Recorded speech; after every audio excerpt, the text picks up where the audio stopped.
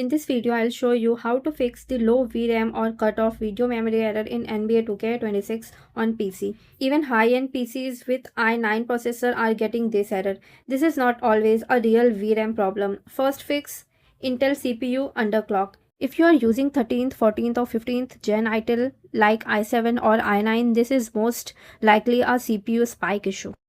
Download Intel Extreme Tuning Utility, open it, find Performance, Core Ratio, lower it from 57x to 54x or 53x, apply changes.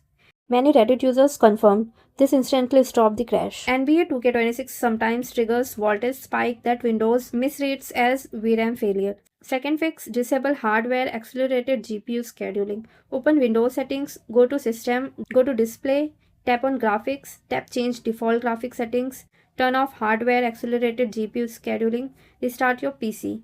This prevents memory conflicts during shadow building.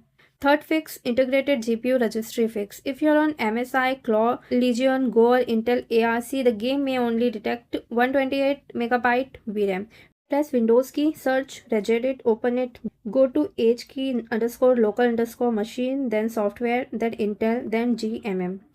Right click, create new dword 32-bit, name it dedicated segment size, set value to 4000 for 4GB or 8000 for 8GB, restart PC. This forces Windows to report more usable VRAM.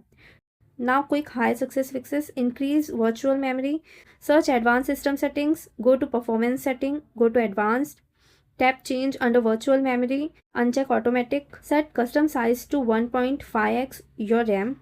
If you have 16GB RAM, set 24,000 MB, restart PC. Steam launch option fix. Open Steam, right-click NBA 2K26, tap Properties, in launch option type DX11. If that doesn't work, try DX12. This forces a more stable DirectX version.